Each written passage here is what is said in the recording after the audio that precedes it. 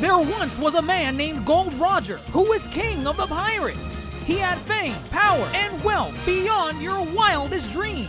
Before they hung him from the gallows, these were the final words he said. Our perspective is yours for the taking, but you'll have to join us first. We left everything we debated at the Yonko table. Ever since, pirates from all over the world set sail for the Grand Line, searching for the Yonko table, the table that will make their dreams come true. Yo, folks, welcome to the latest and the greatest from the Yonko table. That is the voice of Grandmaster Hoop coming at you from, the Rocket Amphitheater or lounge or bar, because guess what?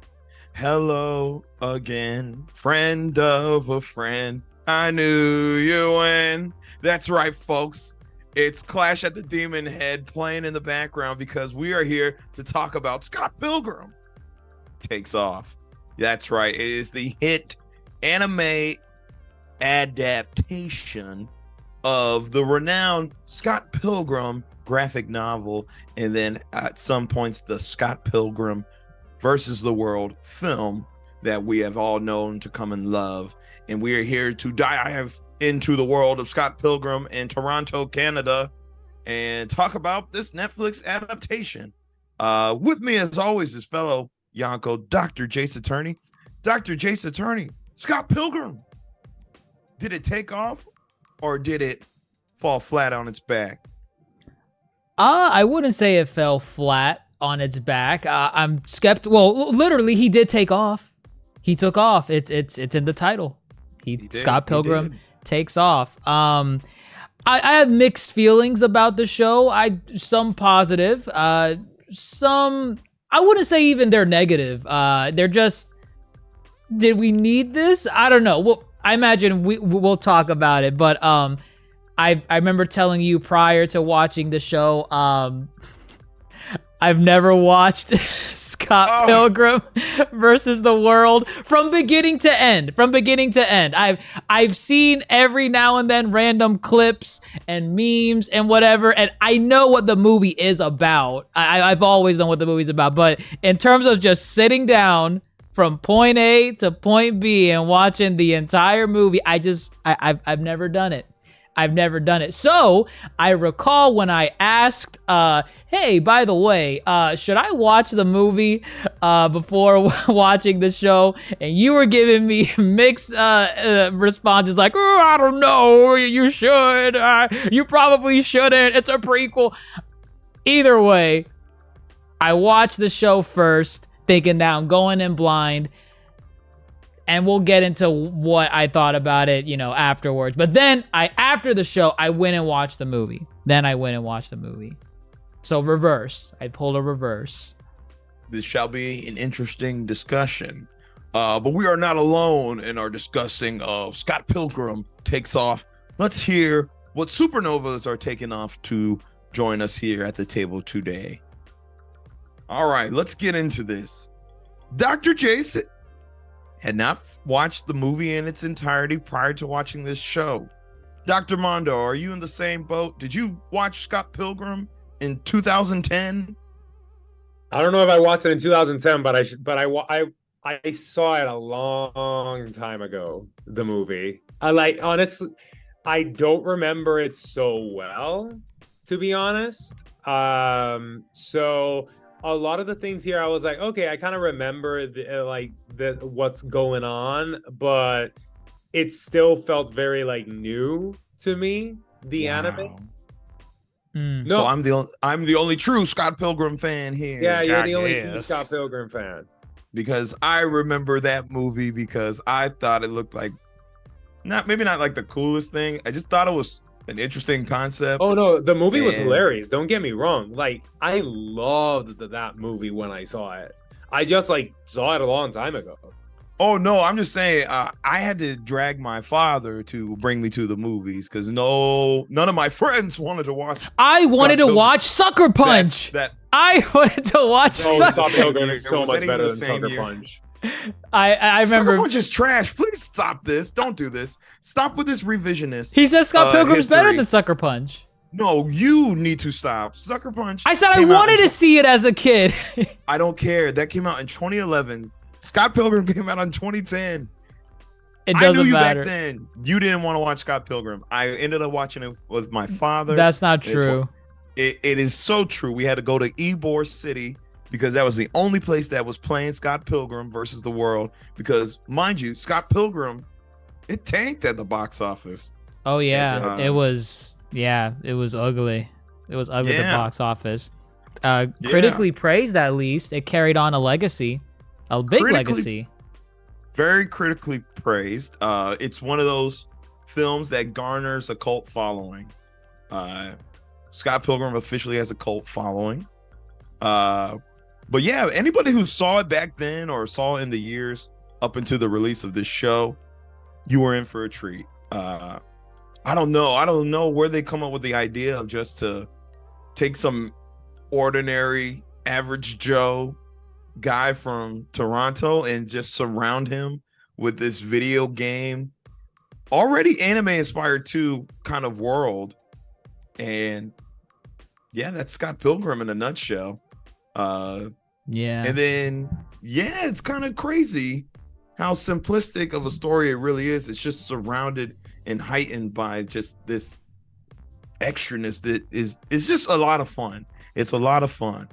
Now let's kind of set up what happened and what's going on with this show, this series. Okay, first things first.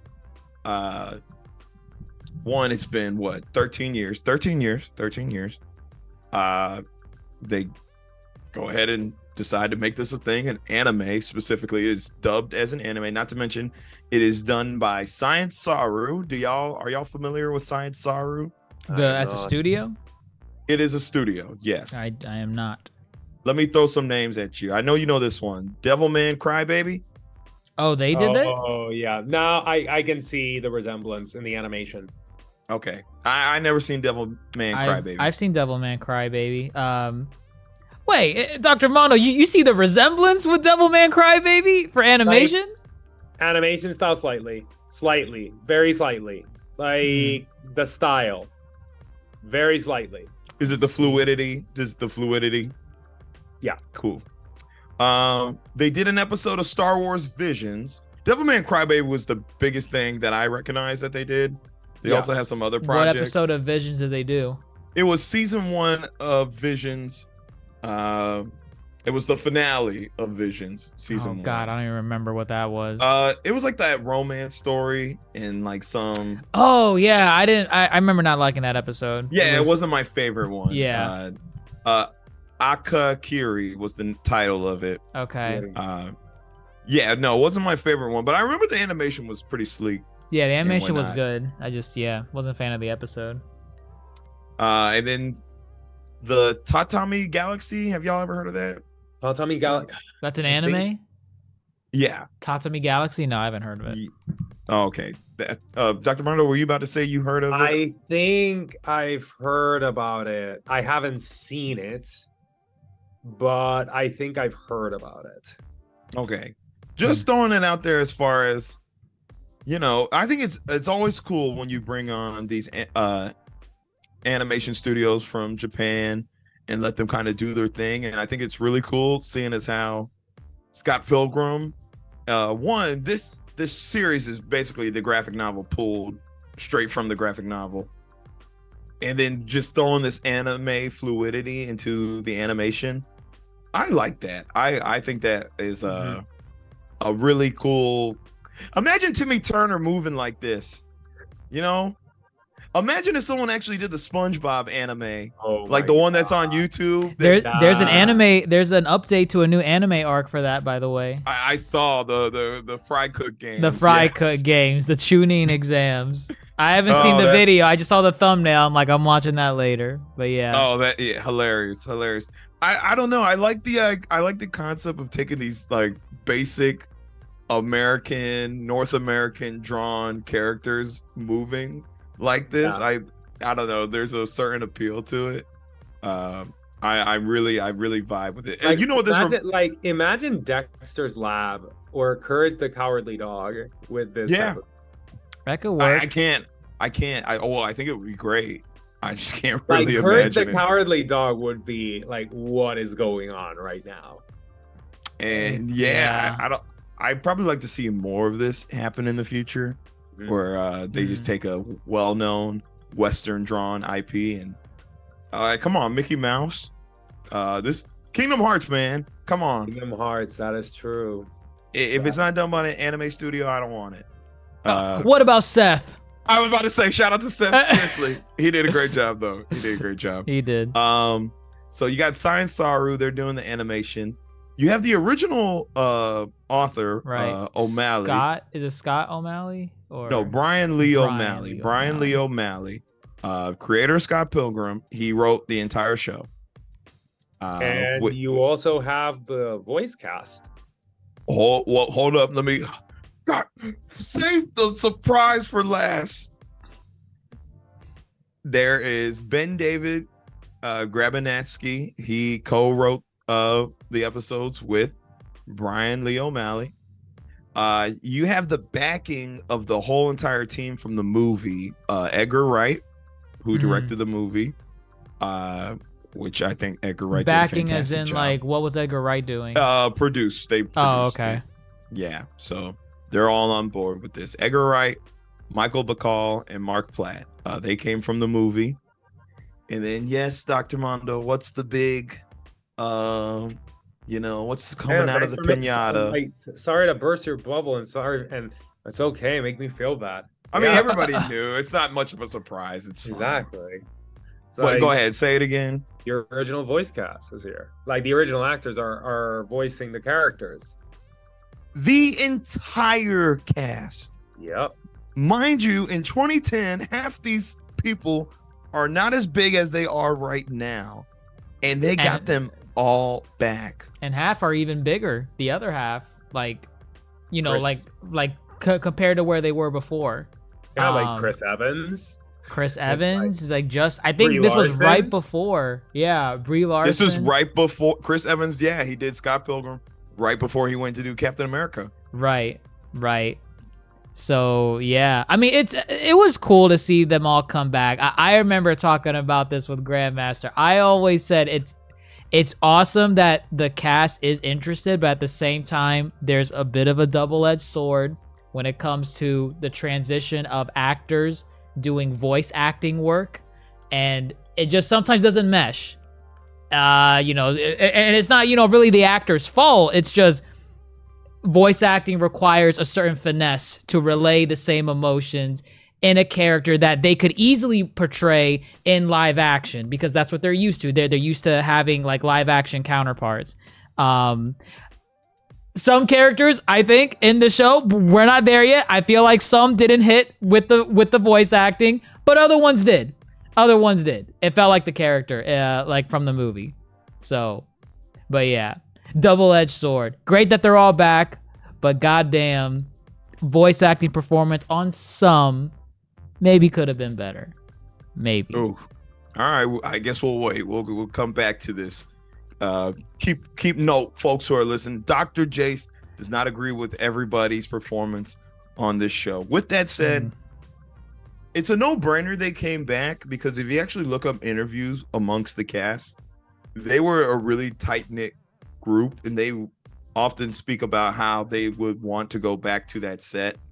And I guess it was just a great time on set, and that works great for your cast. If your cast is gelling off and on screen, then if you exude the chemistry out of the set, trust me, you're going to exude it like on set.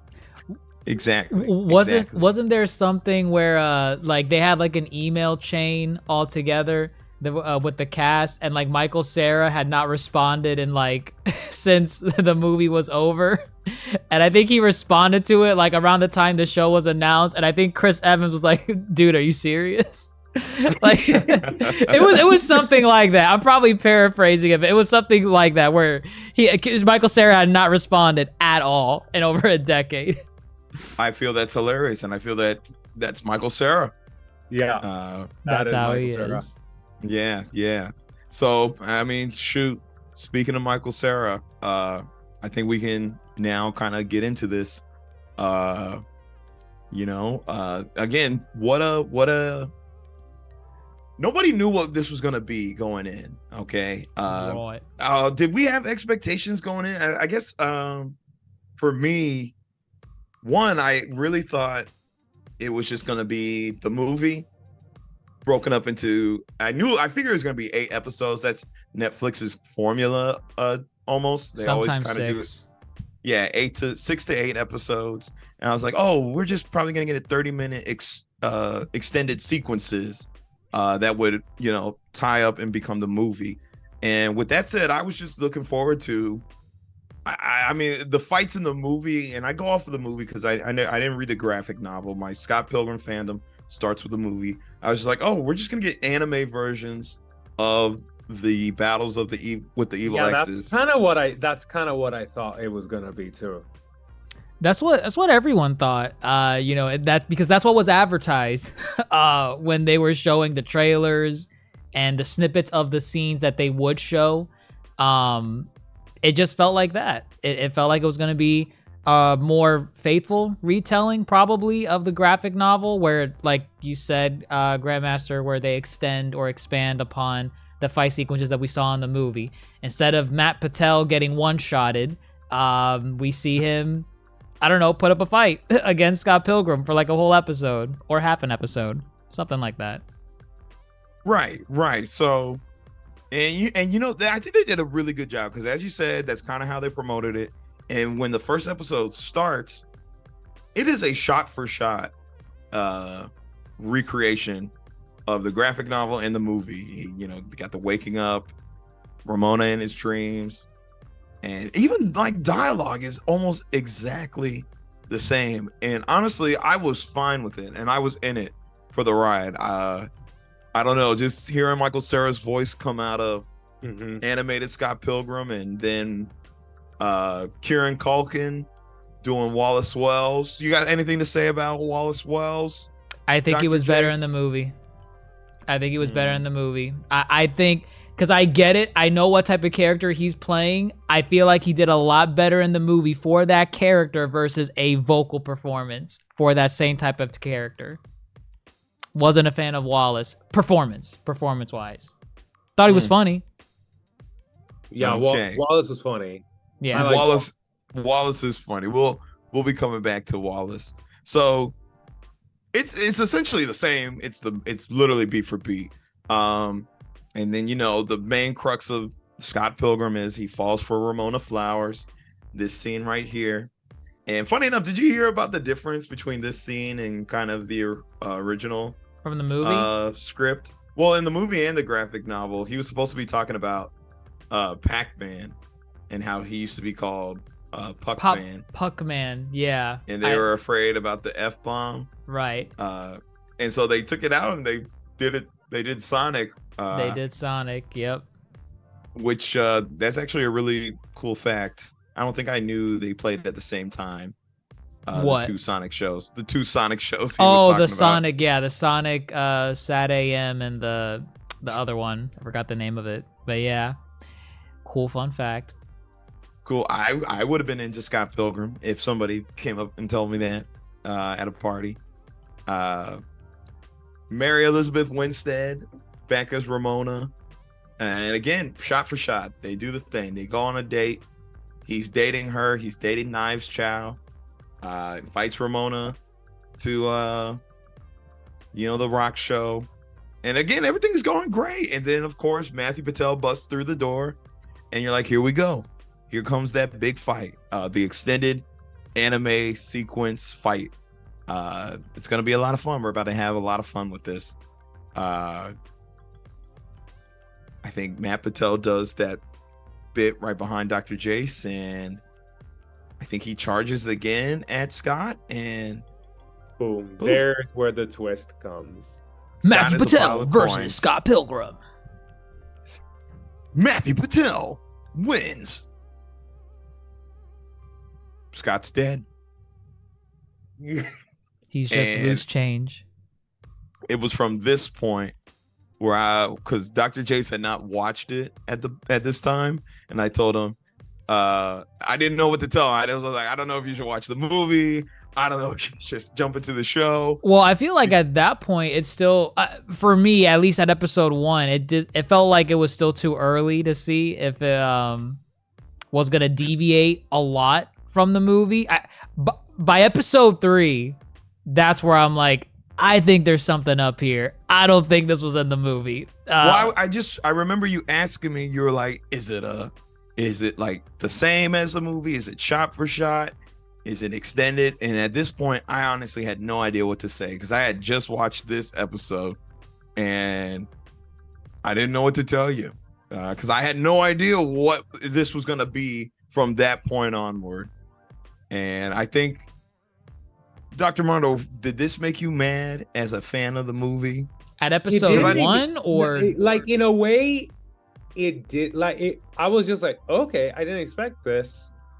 But and also I was like, okay, so it's not gonna be a shot for shot, and I kind of like that because this happens to me, and like let's say with anime and manga, let's say I'm reading a manga, and then the anime comes out, and I kind of like a part of me is like, what's the point of watching it if I know what the hell is gonna happen?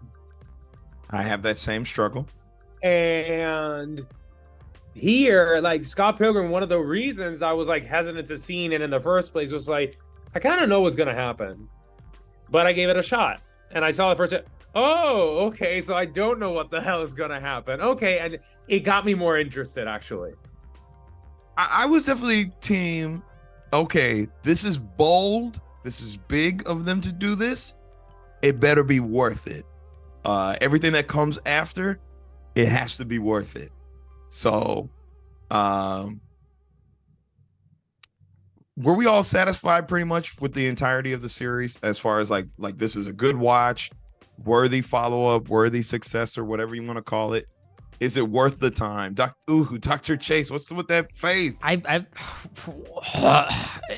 think it's worth a watch. I think I enjoyed the movie a lot more. And this is me watching the movie right at, like, literally the day that I finished the series, I let it sit and simmer for like a day. And then the next morning, I watched the movie.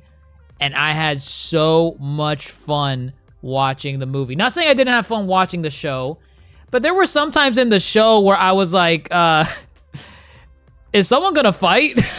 Like, I don't know. Like, I've always had this idea in my head of what Scott Pilgrim was supposed to be about, and it was just a general idea of he wants to win the heart of this girl that he met at a party, and to do that, he has to fight the 7 evil exes.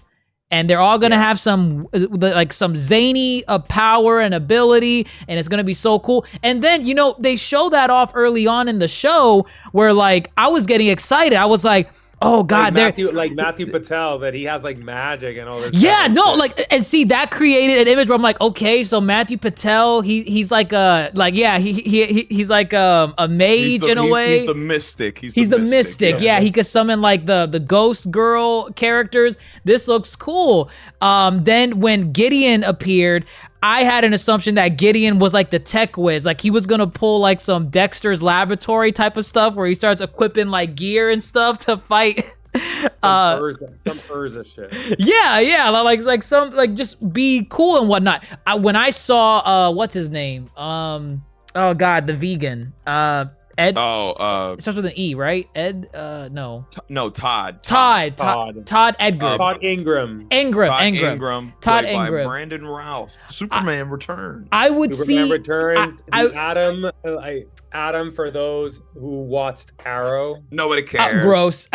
I would see him. Don't give me that look. I would see him and I would be like, oh man, he's like a Super Saiyan. His eyes glow and like his hair goes up. But it's based off of vegan powers. I can't wait to see like what he does or what he does with that. But in an anime form, you don't get that for most of them outside of a select few. Like, you kind of get it with Roxy. you kind of get it with Lucas. I had an expectation going in, and Although, the further but there are some like cool battles where they kind of show. no, there are cool fights. They show like their power. Yeah, like like the whole Lucas Lee thing that was cool with like the skateboard. Gideon Graves versus Matthew Patel. Well, let's get into it because outside of Scott taking off, the next big twist probably is the Matthew Patel bit, where in the graphic in the movie he's the weakest. He's moon level 1 if we're talking Demon Slayer. Just say he's the tutorial.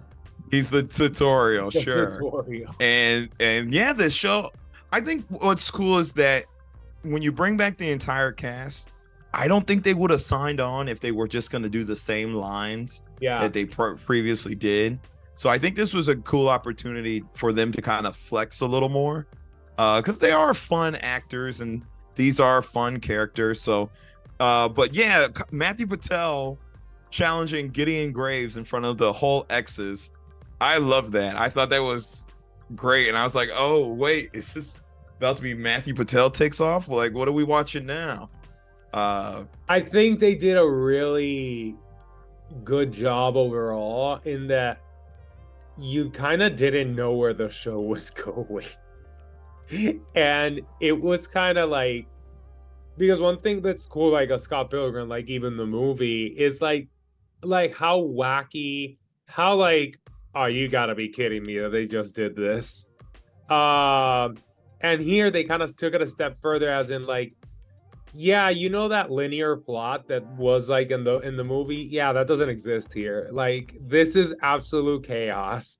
Well, there's some linear to it, I guess. No, there is, but it is chaos overall. And you're like, well, we're just doing stuff here. Well, I guess the heart of this story is, it's no longer about defeating the evil exes. It's Ramona coming to detects... terms with herself, and also I would say kind of making amends with all of her exes. Well, I was going to say what drives all that is she believes Scott is actually alive and not dead. Dream, what was it? The dream? What was it called? The highway. The highway.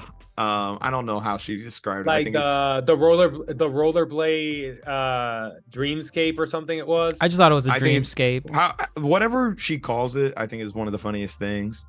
Because I guess I love how she just says it. It's like, yeah, like very matter of fact, like that's a thing, and everyone's like, cool.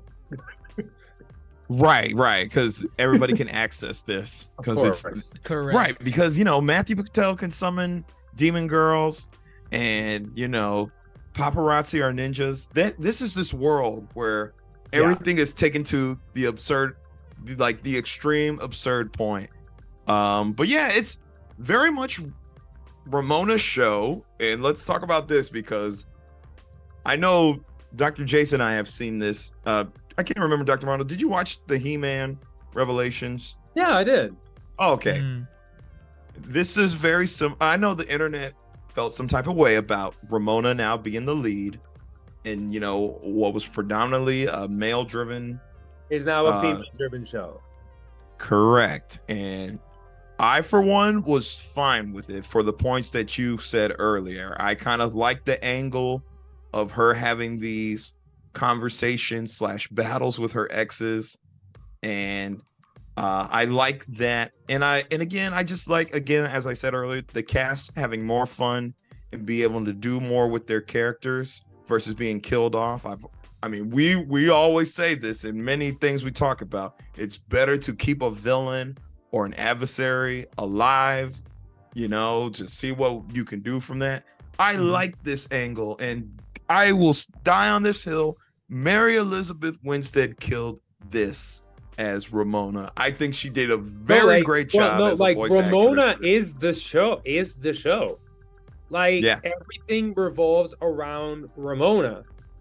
And like throughout the show, you see kind of like the character itself, and it's like kind of interesting. Like each like each episode, it's like her confronting her exes. It's like instead of Scott confronting her exes, it's her confronting her exes.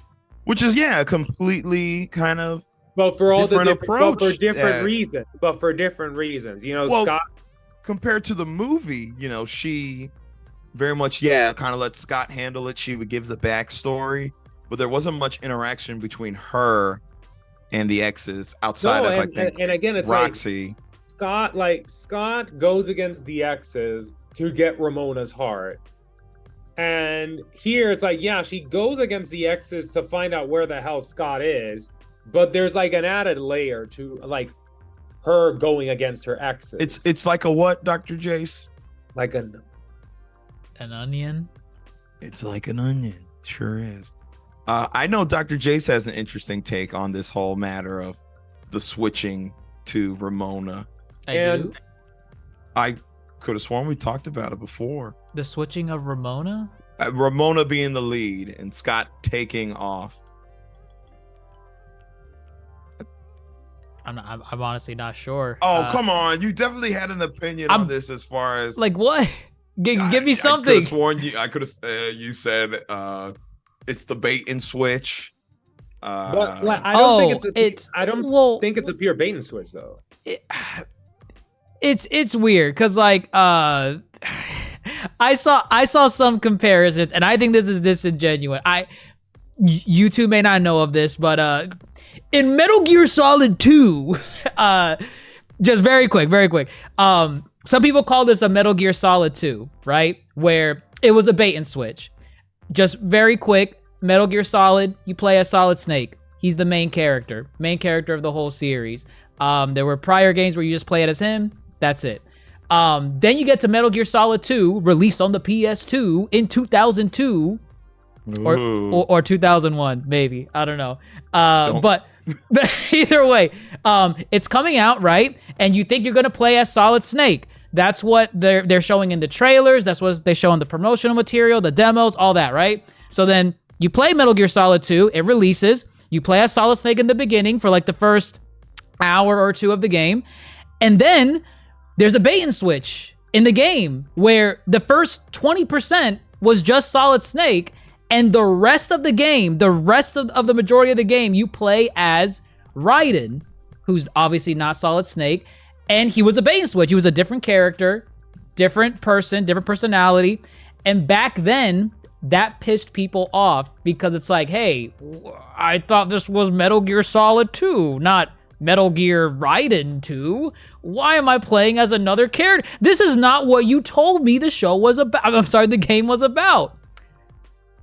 Metal Gear Solid 2 did that on purpose because it had a very good message within the game about false information, misinformation, spreading of fake news back in even before it was a term. Even before it was a term, like it purposely did that in its pre-release material to emphasize the message of the game. You thought you were gonna play it as Solid Snake because that's what the press release was telling you. But you didn't play as Solid Snake. Well, you did, but the rest of the game was about Raiden. So some people were saying Scott Pilgrim, tying it back to Scott Pilgrim, they said this was the same thing. No, it's not. I don't think it is. Because I don't think there's a message from the bait and switch that they did here. Like, people obviously are thinking from how they're promoting the show, this is going to be an adaptation of either the movie or the graphic, more so the graphic novels, right? They thought it was going to be more faithful, expanded scenes and whatnot. That's what they showcased. No one had any reason to believe this show's going to be about Ramona Flowers. But then it was. And I can see why for some people, it was like, this is not what I signed on for. What you bait and switched me. What was the lesson?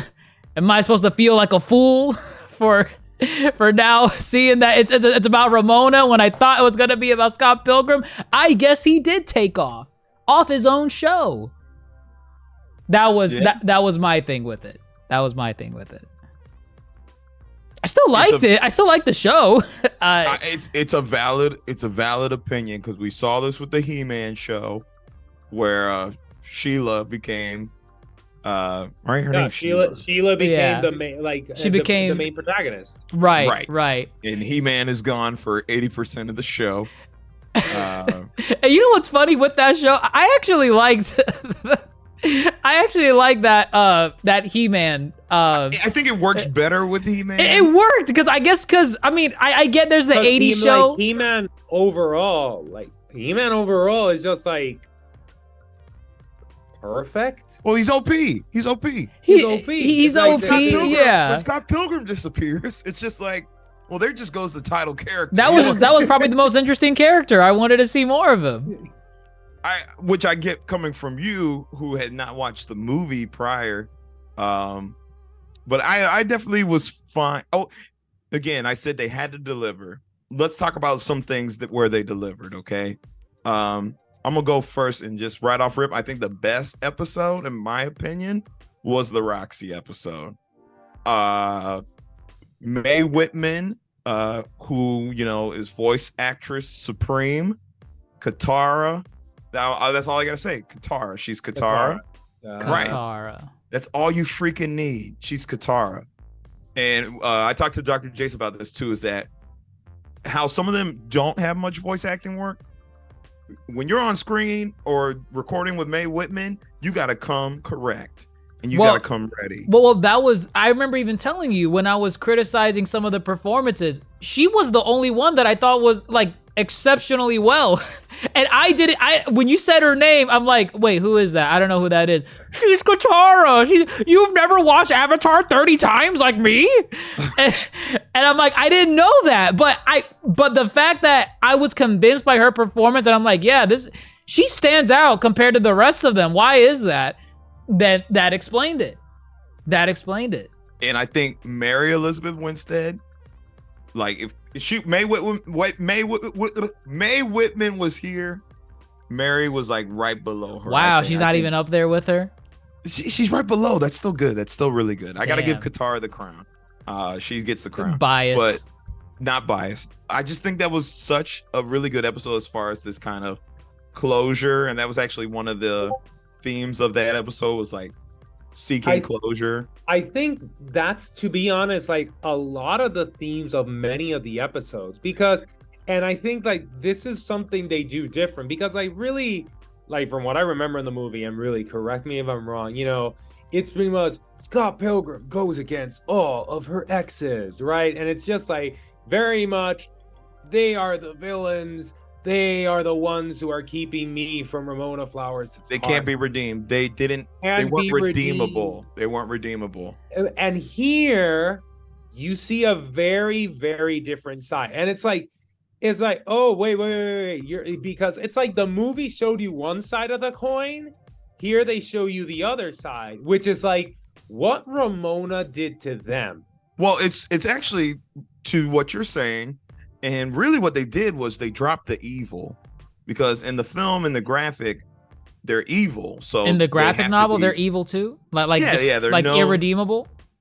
Well, they don't get redeemed. They lose. Yeah, like here, turn to coins. Here it's very much like they're just X's. They're just X's. They're just X's, and it's like it's not as simple as just like, oh, they're just X's that don't want Scott Pilgrim to be with Ramona. It's that, well, Ramona did some damage. She did some damage. Yeah, I remember when I was watching some of these episodes and I saw the flashbacks. I'm like, damn, Ramona, you meant for the streets. You meant for the streets. Ramona was a savage. Yeah. Ramona was a savage. I'm a savage. Ew. Don't do Ramona Flowers baggage. Ooh, come on, that's good. Ew, you doing a Carol Baskin thing? No, baggage. It's the actual. I was doing Meg. Carol Baskin. No. Ramona Flowers. I was doing the actual song, but this episode really kind of, well, one, they actually say closure because. Wait, with what? Roxy? Well, it was not only Roxy, but Kim plays a really big part in this episode too. Kim's the drummer? Kim's the drummer who also dated Scott. And, you know, there's kind of this unexplored territory where, you know, they dated briefly and she never got her proper closure, or she got closure enough to where, you know, they can be in a band together, but they're just kind of cordial, but they don't really talk about it. And she kind of leads Ramona to this idea of closure. But let me tell you, and this is where I think, and there's probably more that we're going to mention, but I love that jumping into the movies, back and forth fight between the two. They like went from like a Western to like Old Boy. I think it was Old Boy. And then they're like in the stars. I was like, oh man, this is great. This is so cool. Meanwhile, they're like screaming at Roxy, I tried to come back for you, or, you know, you left me in my dorm room. What was I supposed to think? I don't know. This was my favorite episode, and then I think it's one of the strongest by far. Yeah. I think it's definitely one of the strongest episodes. I think one of the episodes, like it's really fun, the fight, but at the same time, like somewhat emotional, and you're like, wow, I can feel the tension. Yeah. This is what I needed from every episode, and I will say I don't think it was matched. No, every episode. I feel like the finale came close. The show was very. I like the show, but it was very inconsistent. Yeah. There were some episodes that were just like this, then like this, and then they went up to a really big high. One of those highs was that episode, the Roxy episode. And I also liked the Chris Evans' character, Lucas, right? Lucas Lee. Lucas Lee's episode. I liked it. Lucas Lee, that episode was funny. That was a funny ass episode. I enjoyed that one.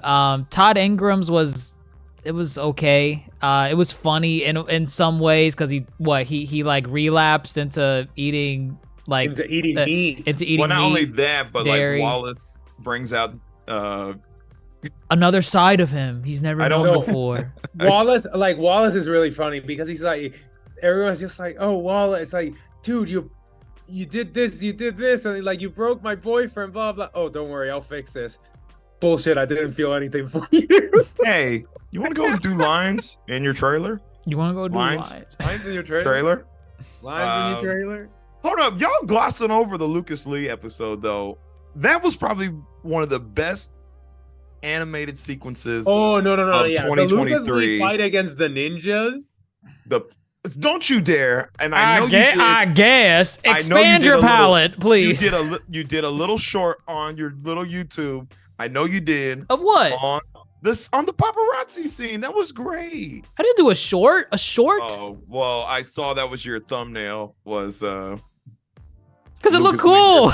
It was great. What do you mean it was so cool? The best animated cutscene in 2023, easily. It was really fun, and Chris Evans, fantastic. I don't know. No, Chris Evans brought. Chris Evans was one of the better. Yeah, one of the better. He was one of the better voice actors. Like he was just like. I think it was very obvious that he was having fun with it. Oh yeah, clearly. He was having tons of fun. Yeah. Ramona Flowers. I can't. So yeah, Todd has his thing with Wallace, and that was really funny. Brie Larson was having fun too. I gotta give her props. Envy Adams. Envy Adams. Yes, lead singer of Clash of the Demon Head. I lost it when I saw that it was Brie Larson. I had you didn't know before? Well, I did not, and I would see her name in the casting, and I like at the end of every episode, I'm like, who the hell is Brie Larson playing? Like, I don't know which character she is, and then I just slowly started to whittle it down, and I'm like, there's no way. Is she Envy? No. She's Envy. This was Brie Larson before Brie Larson. And then I saw, and let me tell you, when I saw that that scene from the movie, how does it go? You sang it earlier. Hello again. Friend of a friend. That was so good. Oh, like when she's like just with the mic and having everybody sing. Yeah, she's dressed like Misa from Death Note. Yes, she was giving Misa. Oh my God, that was fantastic. Yes, and and the show does this cool thing too, where we get these kind of pairings or groupings of characters that we didn't get in the movie or the graphic that was really fun to play around with. So Todd and Wallace hooking up a bunch, Ramona being Envy's stunt double, that was really fun. That was different. A cool thing, young Neil was a lot of fun as well. Young Neil was a trip. Scott's whole band I think is really fun, but young Neil was a trip. Yeah, young Neil, he's probably the most comedic because he's so stupid. His character's so stupid. He's like, oh my god, like, wait, did I just write this like in my sleep? My sleep?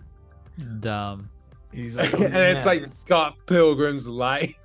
Oh yeah, I'm a big Hollywood screenwriter now. Like honestly, like that episode was really funny. And then like Lucas Lee comes in, it's like, wait, Lucas, it's like, I'm Scott Pilgrim. It's like, where's Scott? I'm Scott Pilgrim. And then one part, it's meta because they are literally filming the plot of the movie. I know. Which that was really funny. I liked. From there, I'm just like, oh, so it's a different universe where this is what would happen if Scott lost to Matthew Patel. And the director, right? It was Edgar Wright on that set. No, it was Edgar. No, not played by him though. No. Listen, it was Edgar Wrong. No, yes, I know it was Edgar Wrong, right? Because it was the opposite, right? Yes. But it was not played by Edgar Wright, which. No, he was played by Kevin McDonald, Pleakley from Lilo and Stitch. Oh wow, Pleakley. Yes. Yeah, no, they were just clearly they're having fun with the lore and the character pairings. Even Knives has a cool little kind of, I saw some people were like, in the original she's obsessed with Scott and that's kind of her character. She's just obsessed with Scott. But here Scott takes off and then she finds her musical talent. Yeah, it's like, wait, how long ago did you start playing the keyboard? Wait, what time is it? It's like 4 hours. 4 hours ago. 4 hours ago. Yeah, I thought that was really cool for her character. Yeah, she found herself. She found her. Right. It's almost as if because again, O'Malley coming back to write very much. I think he recognizes. Oh, maybe I'm really playing into the cliches of the 2000s.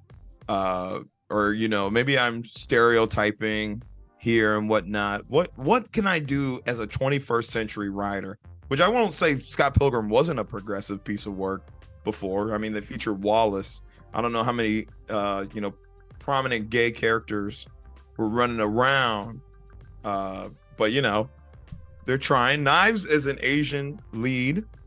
You don't get that often, so.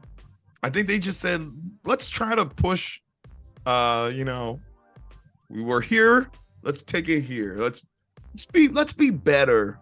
Let's be better. Did y'all enjoy Gideon and Julie, Aubrey Plaza, and Jason Schwartzman? It was fine. I wasn't really buying. It was just so random. Yeah, it was random. I like the Lucas Lee thing where they became buddies and they were trashing Jules' house. That was funny. I like that. That was really funny. Lucas Lee was one of the funniest characters in this show. Yeah, yeah.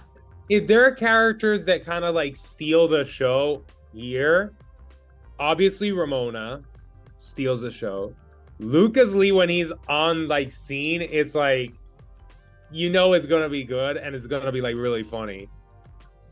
I think whatever. Doing the roommate bit with Gideon, because again, Gideon, a lot of it was deconstructing of the character. So it's let's break Gideon down to his lowest point and put him as if he's living on his mom's couch, but he's living on Julie's couch. I left fucking 20 minutes ago. And they built a half pipe in the house. They were like stepbrothers, like the movie. Oh my god. That's what they reminded me of. And yeah, that was hilarious. It was a lot of fun. Did the Katanagi twins get the short end of the stick again? I feel they did. Yeah. Right. They really weren't. They were more part of the next twist that was coming up, right? Which because at this point, none of the X's are out here looking for Scott Pilgrim, nor do they care. Ramona's getting her closure with majority of them and whatnot, and then everybody else is just kind of living their lives. I guess. Right. From here, what? Knock knock. Who is it? It's Scott. He's alive. Oh. But where were you?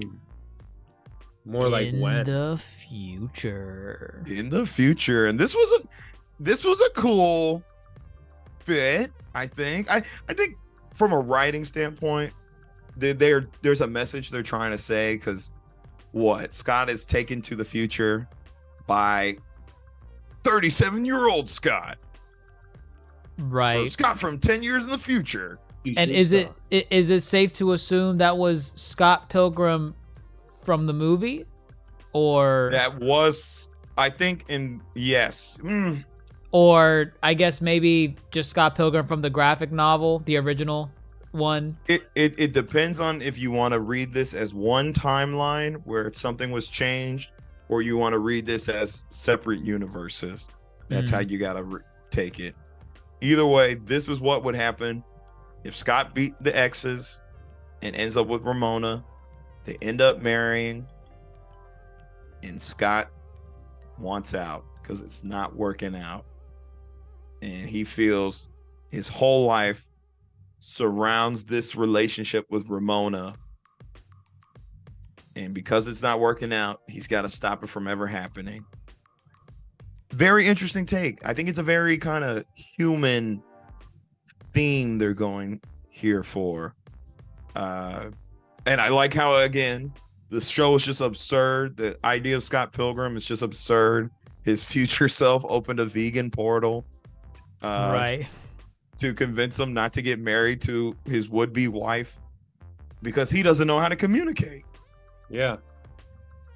Right. That's very human.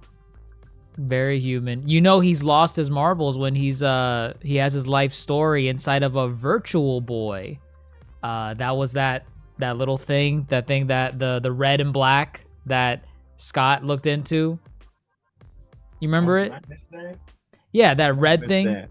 It's a virtual boy. Do you know what a virtual boy is?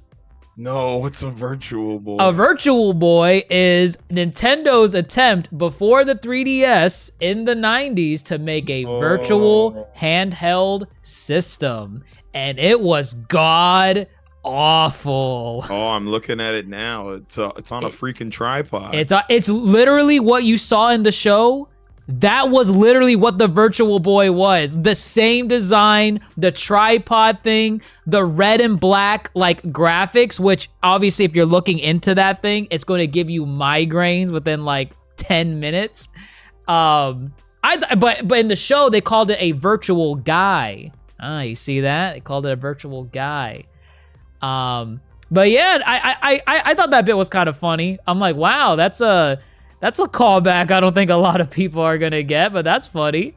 That's what Scott Pilgrim does. I remember watching the movie, hearing Legend of Zelda theme songs playing throughout the movie. Yeah, they had little quips and stuff. Which I was surprised. I'm like, hey, Nintendo, you want to get these guys? I didn't know they could do this. Oh, they definitely got permission. I didn't see their name in the credits. I did not see their name in the credits. Come on, they had to have gotten permission. Here comes the lawsuit. Clearly, they've been fined. It was probably some fair use type of deal. Right, or maybe it's. I mean, I doubt it's public domain. But yeah, see, and that's what I think. I think they were looking at the original source, and okay, I know I talked to you about this, Dr. Jace, as far as how you said in the original movie and graphic, Ramona was just a prize, right? So she's she's her own character. But on top of that too, it was really about a story about a guy who, you know, who was at a low point in his life and then just, you know, gives all himself to this idea of Ramona Flowers. And The movie. Or you mean the Yeah. show? Oh, okay. in the movie, Yeah. the original source, Okay. and where future Scott ends up, I feel that makes sense is that, you know, I know Scott in the movie earns the power of self-respect, but everything he Right. was doing is really in the name of Ramona. So it's like, did he know himself at that point? You know, when you get to a low point, you look for an easy way out of that point. And it's like, yeah, did he actually love himself first? And I feel that's how you get to 37-year-old Scott. So I feel it's a very human kind of approach they took with Scott Pilgrim, Mhm. because then we get the other choice being future Ramona. Future Who- Ramona. What? She was just like, all you had to do was talk and communicate, and we can work this out. Which was kind of odd. I figured if she felt that way, I didn't get a vibe that she also tried to do it with him. Because Ramona has another problem which she confronts with her exes. And I think later on, like at the end, and it's like the commitment issues that she has. And also that she, like, Ramona herself also doesn't have, like, that self-love to a certain degree. She's a flawed character. Like, both of them in very different ways display like a lack of self-love. Yeah, I would agree. I feel as a whole, Scott Pilgrim is really just a over hyper centralized story of, you know, relationships, friendships, romantic endeavors. And yeah, it's just, you know, obviously they surround it with this absurdity and comic booky anime video game aesthetic. But yeah, at the heart of it all, it's really just relationships, because, you know, from this point, you know, now they're gonna go watch Scott Pilgrim, the Broadway show that Matt Patel has put on, and another 10 years older Scott shows up to be like, I thought I told you not to get with Ramona. I like this bit, the finale. This bit was good. This bit was good. It was the world versus Right. Scott Pilgrim. That was the name of the episode. That was the name of the episode. And yeah, it was Scott Pilgrim versus everybody. I thought that was great. Yeah. That was fun. I love that. There was a Broly bit in there, a Broly homage. Oh, with Scott? With Future Scott? Future Yeah. Scott, yeah. There was a bit where like he's like charging up, and like the angle and the position of his fist is literally a callback to Broly. Yeah. It was neat. It was funny. I thought that was cool. I'm like, wow, he's really going in. And he went in. He And beat you their have asses. the exes helping out too, Right. or at least trying. That was Trying. fun. This is when you do an adaptation or whatever the hell you want to call this, do things we haven't seen before. Do things differently. Like if you create a world, there are so many different lenses that you can use for said world. And like, yeah, I'm pretty sure if this would have been a carbon copy of the movie, I am pretty sure that I wouldn't have finished it like for, let's say, today. I would have very slowly seen it. Because That's fair. Because I would have been like, what the hell? Like, I kind of know what's going on here. Well, from that point, it would have to have delivered on the animation. Exactly. writing It has Whatever to be- they're expanding on. Right. And one thing, I already said it in the pod, but I loved that they went a completely different angle. Yeah. Yeah. It's the same world, same characters, just a totally different angle. I think it worked in the show's benefit.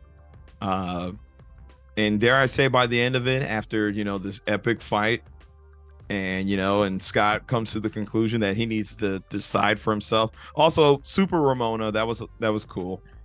The fusion between future and modern Ramona, that basically it's like supersonic. That was. Come on, Dr. Jace, you love Sonic. I didn't think it was supersonic, but sure. He said it in the show. I know he said it. I'm like, Scott, relax.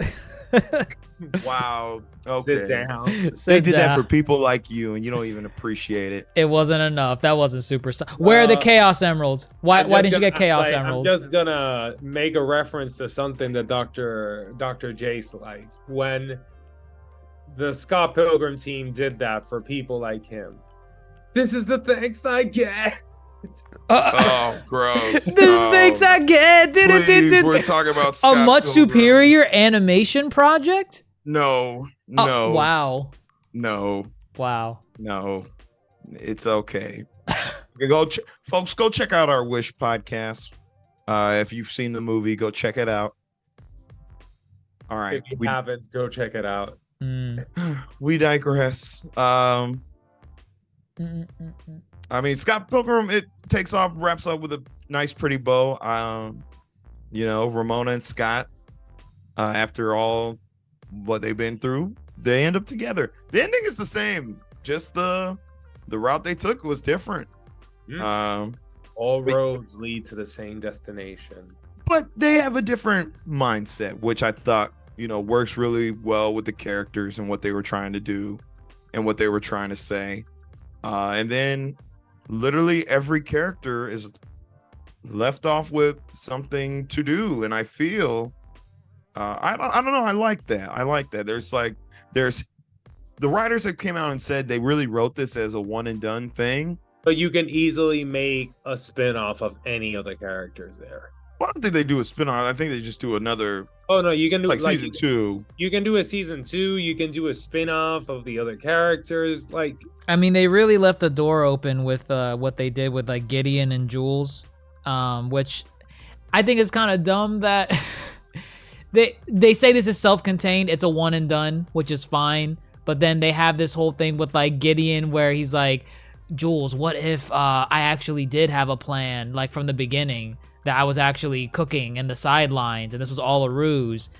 And then Jules is like, that'd be really hot, Gideon. And he was planning something, but you never get to see what it is. I think that's intentional. I don't know. If they want to come back for more, there's that. That was the big post-credit bit. There's Lucas, who might start a relationship with Kim, which is funny because that was a reoccurring thing. People trying to see if they have chemistry with Kim. Wait, Lucas and Kim, the drummer? Yes, because Lucas always says whatever, and Kim said whatever, and then he looked at her. Yeah, I didn't catch that. Yeah, no, that's the thing. Knives is well integrated into Sex Bomb. We are Sex Bomb. Yeah, I don't know. Yeah, I just feel they intentionally did that as if they did want to re-explore. Obviously, it would have to be a story worth telling, but also these characters are just really fun to watch. Do some video game shit and get into Street Fighter fights. Like, that's the appeal of Scott Pilgrim. And in a growing world where video game adaptations are, becoming more of a thing, I welcome this. I welcome this all day. All day. And also another thing, and like we've highlighted it in all of our pods, when it comes to the video game adaptations, is to have the original creative team on board. Oh, they had the original creative team here. There you go. From both sources, from the movie when you and the have graphic. The original creative team on board, and obviously it's not that they're gonna take the reins, but you have them there with you. This is what happened. Like, we've seen it already with Last of Us. We've seen it with what else? Video game adaptations? Shigeru Miyamoto, Mario movie. Yeah. Mm. It's like all that. You like, so just bring in the original team, folks. Oh, Castlevania, that's what it was. Castlevania is the other one. There you go. Yeah. Let's go ahead and rate this bad boy. Scott Pilgrim Takes Off. Dr. Jace, how you scoring this 8-episode feast of the show? It's a 7. It's 7. That's good. What do you mean? What's That's the gas low. for? That's too low. No. I give it a 7 too. Yeah. Oh, what? Where are you? Oh, it's a 9. It's a 9. It's a 10. It's a 10 out of 10. I will give it a 9. Thank you very much. Disgusting. No, like, you know what? I can maybe give it a 7.5. And at that point, Dr. Mono's pushing it. He's being generous. He's being generous. But like, Y'all are being mean. That's what you're being. No. Like, I liked the show. I really did. I enjoyed it. It's a good show. It's a little bit inconsistent. Like, there are some episodes that are just great. And then there's some episodes that I wasn't like so like caught in. You know, I wasn't like, oh wow. So yeah, I just found that it was like a roller coaster, just like ups and downs. But overall, I did like the characters. I did like the message that it conveyed, especially for Scott and Ramona. I was a fan of Ramona kind of taking the reins of this show because it was a very human and very relatable, understandable, like, conundrum what she was experiencing that a lot of people have. It's like she was just having lots of commitment issues and very, very low self-esteem, that at the same time it's like she had those commitment issues because of her low self-esteem. And then you have Scott, who was horrible at communicating. He also has low self-esteem. And low self-esteem. Yeah. Because like he's a bad communicator because of his low self-esteem. So it's like they both complement each other very well at the end, where it's just like, yeah, we got pretty much the same problems here, just like different ways of viewing it. So I would say maybe 7.5. And that is fair. It's good. It's not a D. It's not a 5. It's not a 4 or 3 like Wish. Like literally, I gave Wish a 3. That is terrible. That is terrible. For comparison, when I went to see the movie right after this, I gave that a 10.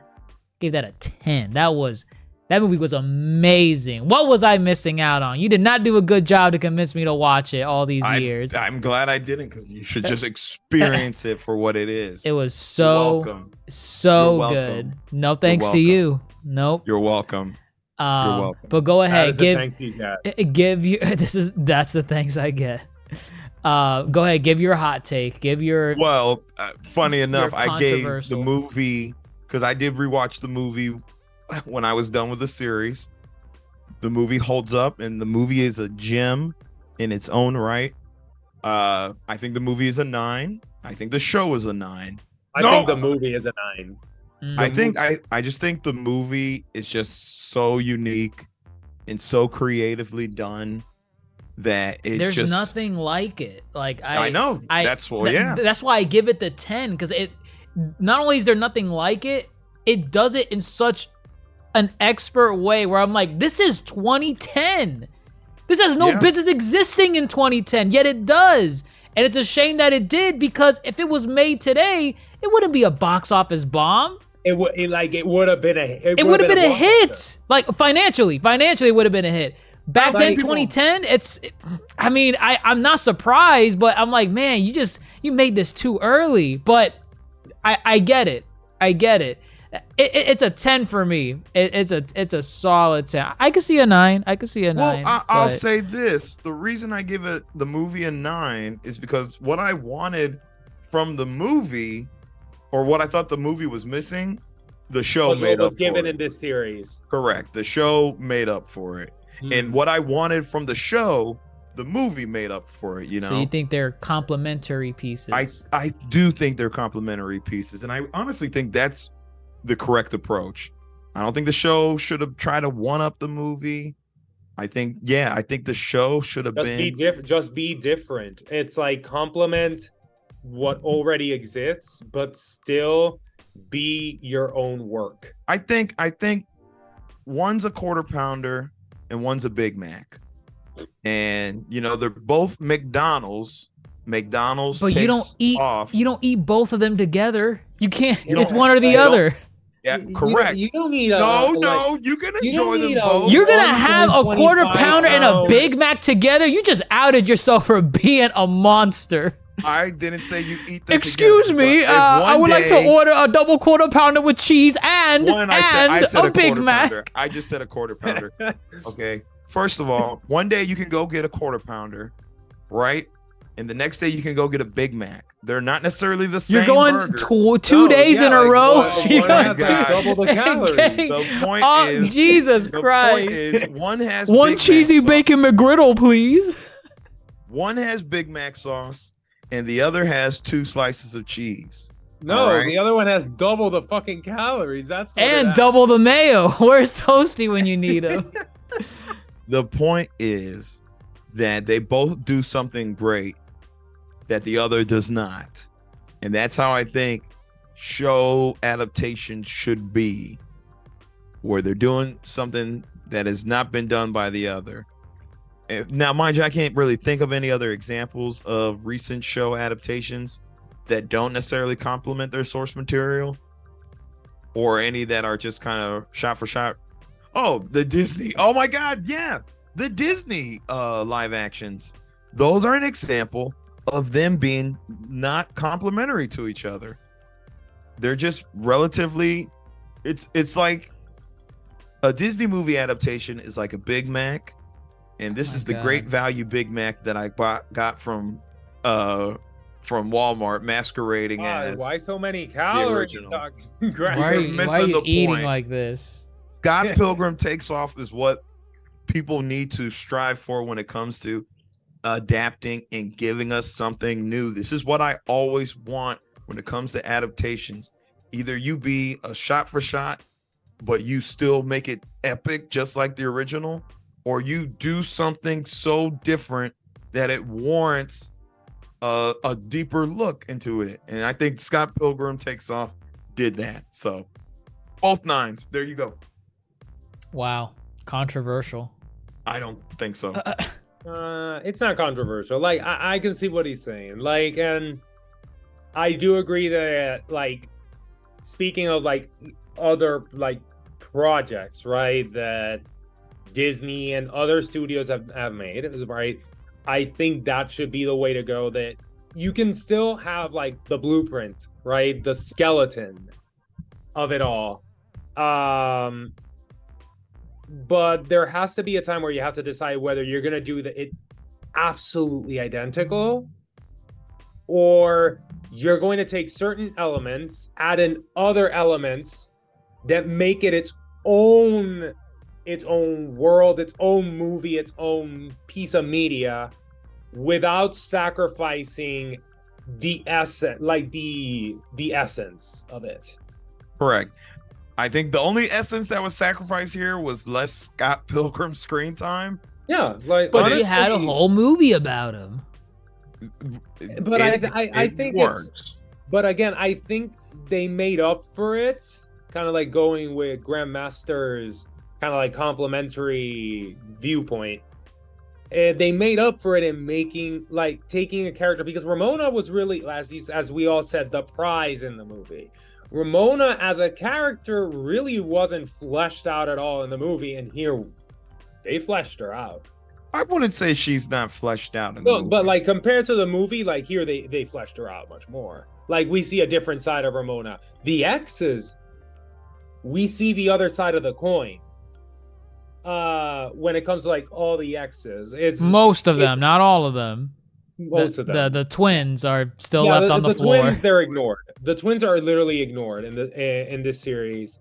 But I think it's like, even though it's like super fantastical, like Scott Pilgrim and all that, it's like what goes on in their heads is like more believable in this show than in the movie.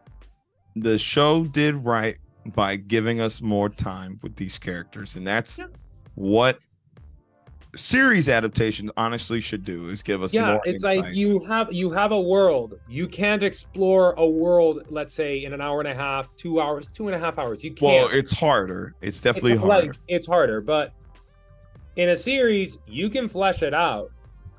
You have an entire world to flesh out. You just have to decide what you're going to flesh out. And I think they made the right choice. I think literally every character gets a moment in this series. And I know we haven't even talked about all of them, but I'm going to quickly shout out the entire cast. Let's real quick shout out to Michael Cera, Mary Elizabeth Winstead, Satya Bhabha, Kieran Culkin, Chris Evans, Anna Kendrick, who she barely had anything to do either, Brie Larson, Allison Pill, Aubrey Plaza, Brandon Routh, Jason Schwartzman, Johnny Simmons, Mark Webber, Mae Whitman, Ellen Wong, and Julian Cheehee, who played the Katsunyagi twins. So, and shout out, I guess, to Finn Wolfhard as Teen Scott and Will Forte as Old Scott. That's funny. Yeah, I thought Finn Wolfhard as young Scott, that was pretty cool. And there was a good amount of celebrity cameos, but I'll let y'all, the listeners, go look them up yourselves. Any other final thoughts, or are we good to close this bad boy? I think I said what I said.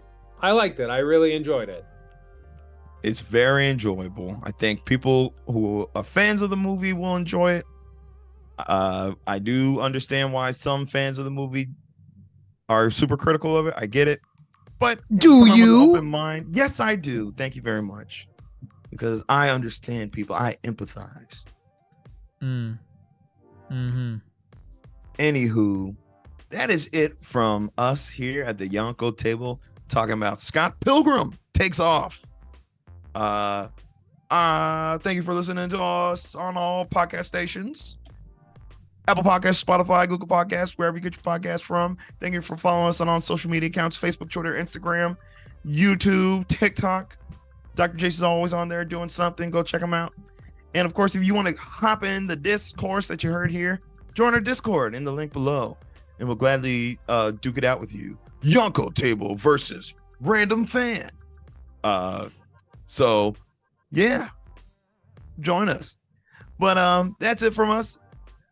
I'm your host, Grandmaster Who, fellow Yonko, DrJaceAttorney, and Supernova, Dr. Mondo. How shall we close this out? I forbid you to watch this show, Scott Pilgrim. Whatever. Whatever. Oh. Sending my love on a wire.